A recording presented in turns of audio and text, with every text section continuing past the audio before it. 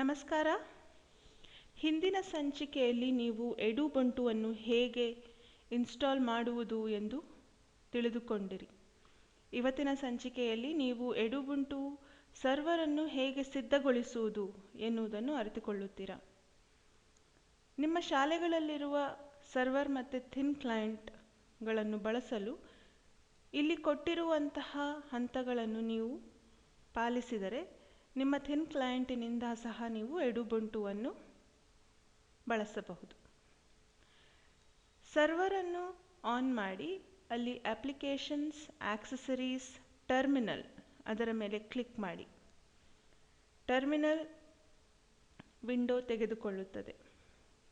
ನಿಮ್ಮ ಹ್ಯಾಂಡ್ಔಟಿನಲ್ಲಿ ಕೊಟ್ಟಿರುವ ಹಾಗೆ ಅಥವಾ ಈಗ ನೀವು ಸ್ಕ್ರೀನಿನ ಮೇಲೆ ನೋಡುತ್ತಿರುವ ಹಾಗೆ ಟರ್ಮಿನಲ್ನಲ್ಲಿರುವ ಡಾಲರ್ ಚಿಹ್ನೆಯ ಮುಂದೆ ಕಮಾಂಡ್ಗಳನ್ನು ಟೈಪ್ ಮಾಡಿ ಎಂಟರ್ ಒತ್ತಬೇಕಾಗುತ್ತದೆ. ಮೊಟ್ಟ ಮೊದಲು ನಾವು ಇಂಟರ್ಫೇಸಸ್ ಎನ್ನುವ ಒಂದು ಕಡತವನ್ನು ತೆಗೆದು ಅದರಲ್ಲಿ ಕೆಲವು ಬದಲಾವಣೆಗಳನ್ನು ಮಾಡಬೇಕು. ಅದನ್ನು ತೆಗೆಯುವುದಕ್ಕೆ sudo gedit /etc/network/interfaces ಎಂದು ಟೈಪ್ ಮಾಡಿ ಎಂಟರ್ ಒತ್ತಿ. ನಿಮ್ಮ ಪಾಸ್ವರ್ಡನ್ನು ಕೇಳುತ್ತದೆ. ಪಾಸ್ವರ್ಡನ್ನು ಟೈಪ್ ಮಾಡಿ. ನಂತರ ಇಂಟರ್ಫೇಸಸ್ ಎನ್ನುವ ಒಂದು ಫೈಲ್ ಓಪನ್ ಆಗುತ್ತದೆ. ಅದರಲ್ಲಿ ಈ ಕೆಳಕಂಡ 4 ಸಾಲುಗಳನ್ನು ಸೇರಿಸಿ. ದಯವಿಟ್ಟು ನೆನಪಿಡಿ, ಈಗಾಗಲೇ ಇರುವಂತಹ ಸಾಲುಗಳನ್ನು ಅಲ್ಲಿಂದ ತೆಗೆಯಬೇಡಿ. ಈ 4 ಸಾಲುಗಳನ್ನು ಅದರೊಟ್ಟಿಗೆ ಸೇರಿಸಿ. ಕಡತವನ್ನು ನೀವು ಉಳಿಸಿ, ಅಂದರೆ ಸೇವ್ ಮಾಡಿ, ಮುಚ್ಚಿ. ಮುಂದೆ ಮತ್ತೆ ಡಾಲರ್ ಚಿಹ್ನೆಯ ಮುಂದೆ sudo gedit /etc/default/iscdhcp server ಎಂದು ಟೈಪ್ ಮಾಡಿ. ಇದರಿಂದ ನಾವು iscdhcp ಸರ್ವರ್ ಎಂಬ ಫೈಲಿನಲ್ಲಿ ಕೆಲವು ಬದಲಾವಣೆಗಳನ್ನು ಮಾಡಬಹುದು.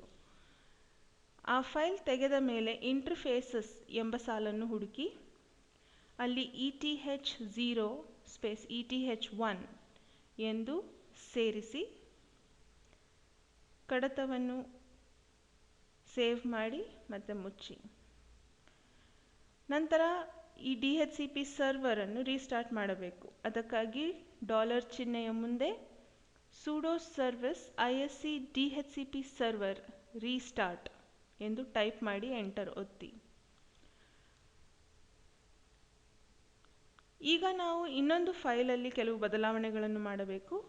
ಅದು lightdm.conf ಎಂಬುವ ಒಂದು ಕಡತ. ಅದಕ್ಕಾಗಿ ನೀವು sudo gedit /etc/lightdm/lightdm.conf ಎಂದು ಟೈಪ್ ಮಾಡಿ ಎಂಟರ್ ಒತ್ತಿ. ಕಡತವು ಓಪನ್ ಆದ ಮೇಲೆ ಈ ಕೆಳಕಂಡ 4 ಸಾಲುಗಳನ್ನು ಸೇರಿಸಿ. ಕಡತವನ್ನು ಸೇವ್ ಮಾಡಿ, ಮುಚ್ಚಿ. ಮತ್ತು lightdm ಅನ್ನು ರೀಸ್ಟಾರ್ಟ್ ಮಾಡಿ. ಅದಕ್ಕಾಗಿ sudo service lightdm restart ಎಂದು ಟೈಪ್ ಮಾಡಿ ಎಂಟರ್ ಒತ್ತಿ. ಈ ಕಮಾಂಡ್ ನಂತರ ನಿಮ್ಮ ಕಂಪ್ಯೂಟರ್ ರೀಸ್ಟಾರ್ಟ್ ಆಗುತ್ತದೆ. ಆಗ ಎಡುಬಂಟು ಸರ್ವರ್ ಸಿದ್ಧವಾಗಿರುತ್ತದೆ. ಕ್ಲೈಂಟ್ನಲ್ಲಿ ನೀವು ಎಡುಬಂಟುವನ್ನು ಬಳಸಬೇಕಾದಲ್ಲಿ ಕ್ಲೈಂಟ್ನಲ್ಲಿ ಕೆಲವು ಸಿದ್ಧತೆಗಳನ್ನು ಮಾಡಿಕೊಳ್ಳಬೇಕಾಗುತ್ತದೆ. ಅದಕ್ಕೆ ಕ್ಲೈಂಟನ್ನು ನೀವು ಶುರು ಮಾಡಿ ಯೂಸರ್ ನೇಮ್ ಪಾಸ್ವರ್ಡ್ ಇಲ್ಲಿ ಕೊಟ್ಟಿರುವ ಹಾಗೆ admin hclpd ಎಂದು ಟೈಪ್ ಮಾಡಿ ಎಂಟರ್ ಒತ್ತಿ. ತೆರೆದುಕೊಳ್ಳುವ ಕನೆಕ್ಷನ್ ಮ್ಯಾನೇಜರ್ ವಿನ್ಬಿ ಕನೆಕ್ಷನ್ ಮ್ಯಾನೇಜರ್ ಎಂಬ ಒಂದು ಕಿಟಕಿಯಲ್ಲಿ ಕಾನ್ಫಿಗರ್ ಟ್ಯಾಬ್ ಮೇಲೆ ಕ್ಲಿಕ್ ಮಾಡಿ. ನೀವು 2 ಟ್ಯಾಬ್ಗಳನ್ನು ನೋಡ್ತಾ ಇದ್ದೀರಾ. ಒಂದು ಕನೆಕ್ಷನ್ ಟ್ಯಾಬ್ ಮತ್ತು ಇನ್ನೊಂದು ಕಾನ್ಫಿಗರ್ ಟ್ಯಾಬ್. ಕಾನ್ಫಿಗರ್ ಟ್ಯಾಬ್ ಮೇಲೆ ಕ್ಲಿಕ್ ಮಾಡಿ ಆ್ಯಡ್ ಬಟನನ್ನು ಒತ್ತಿರಿ. ಈ ಕಿಟಕಿಯಲ್ಲಿ ನೀವು ಎಂತಹ ಕನೆಕ್ಷನ್ ಬೇಕು ಎಂದು ತಿಳಿಸಬೇಕು. ಆ ಪಟ್ಟಿಯಲ್ಲಿ NXDMCP ಎನ್ನುವುದನ್ನು ಆಯ್ದುಕೊಳ್ಳಿ ಮತ್ತು ಓಕೆ ಬಟನನ್ನು ಒತ್ತಿ. ಇನ್ನಷ್ಟು ಮಾಹಿತಿಗಳನ್ನು ಇಲ್ಲಿ ನಮೂದಿಸಬೇಕು. ಕನೆಕ್ಷನ್ ಹೆಸರು, ಯಾವ ರೀತಿ ಕನೆಕ್ಷನ್ ಮತ್ತು ಸರ್ವರ್ ಹೆಸರು ಅದನ್ನು ಇಲ್ಲಿ ಕೊಡಬೇಕು. ಈ ಚಿತ್ರದಲ್ಲಿ ಕಾಣುವ ಹಾಗೆ ನೀವು ಮಾಹಿತಿಯನ್ನು ಎಂಟರ್ ಮಾಡಬಹುದು. Description Edubuntu, XDMCP mode direct, XDMCP on, second console, window size full screen, server name 192.168.0.1 ಎಂದು ಟೈಪ್ ಮಾಡಿ ಓಕೆ ಎಂದು ಕೊಡಿ. ಈಗ ಎಡುಬುಂಟು ಅನ್ನುವುದು ನಿಮ್ಮ ಕನೆಕ್ಷನ್ ಮ್ಯಾನೇಜರ್ ಪಟ್ಟಿಯಲ್ಲಿ ಕಾಣುತ್ತದೆ. ಅದರ ಮೇಲೆ ಕ್ಲಿಕ್ ಮಾಡಿ ಸೆಟಪ್ ಬಟನ್ ಅನ್ನು ಒತ್ತಿರಿ. ಆಗ ಈ ರೀತಿಯ ಒಂದು ವಿಂಡೋ ನಿಮಗೆ ಕಾಣಿಸುತ್ತದೆ. ಅಲ್ಲಿರುವಂಥ ಹಲವಾರು ಟ್ಯಾಬ್ಗಳಲ್ಲಿ ನೀವು ನೆಟ್ವರ್ಕ್ ಎನ್ನುವ ಟ್ಯಾಬ್ ಅಂದರೆ 3ನೇ ಟ್ಯಾಬ್ ಅದರ ಮೇಲೆ ಕ್ಲಿಕ್ ಮಾಡಿ ಕ್ಲೈಂಟಿಗೆ ಏನಾದರೂ ಹೆಸರು ಕೊಡಬಹುದು. ಈ ಉದಾಹರಣೆಯಲ್ಲಿ ನಾವು TC11 ಎಂದು ಕೊಟ್ಟಿದ್ದೇವೆ. ಪ್ರತಿಯೊಂದು ಕ್ಲೈಂಟಿಗೂ ಒಂದು IP ಅಡ್ರೆಸ್ಸನ್ನು ಕೊಡಬೇಕಾಗುತ್ತದೆ. ನೆನಪಿಡಿ, ಒಂದು ಕ್ಲೈಂಟಿಗೆ ಕೊಟ್ಟಿರುವಂಥ IP ಅಡ್ರೆಸ್ ಇನ್ನೊಂದು ಕ್ಲೈಂಟಿಗೆ ಕೊಡಲಿಕ್ಕೆ ಆಗುವುದಿಲ್ಲ. ಸೊ ಮೊದಲನೇ ಕ್ಲೈಂಟಿಗೆ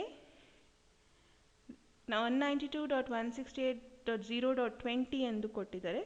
ಇದೇ IP ಅಡ್ರೆಸ್ಸನ್ನು ಬೇರೆ ಯಾವ ಕ್ಲೈಂಟಿಗೂ ಕೊಡುವುದಕ್ಕೆ ಆಗುವುದಿಲ್ಲ. ನೀವು ಬೇರೆ ಯಾವುದಾದರೂ ನಂಬರನ್ನು ಕೊಡಬಹುದು. ಗೇಟ್ವೇ ಎನ್ನುವಲ್ಲಿ 192.168.0.1 ಎಂದು ಟೈಪ್ ಮಾಡಿ ಆ್ಯಡ್ ಗುಂಡಿಯನ್ನು ಒತ್ತಿರಿ. ನಂತರ ಮೇಲೆ ಅಪ್ಡೇಟ್ ಟ್ಯಾಬ್ ಮೇಲೆ ಕ್ಲಿಕ್ ಮಾಡಿ ಎನೇಬಲ್ DHCP ಅಪ್ಗ್ರೇಡ್ ಎನ್ನುವುದನ್ನು ಟಿಕ್ ಮಾಡಿ ಸರ್ವರ್ ಎನ್ನುವ ಕಡೆ 192.168.0.1 ಎಂದು ಟೈಪ್ ಮಾಡಿ.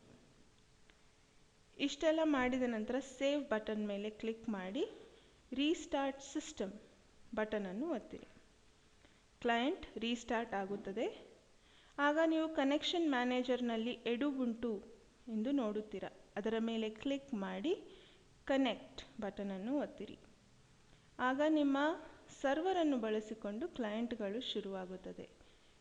ಈಗ ನೀವು ಕ್ಲೈಂಟಿನಿಂದಲೂ ಸಹ ಎಡುಬುಂಟುವನ್ನು ಬಳಸಬಹುದು. ಧನ್ಯವಾದಗಳು.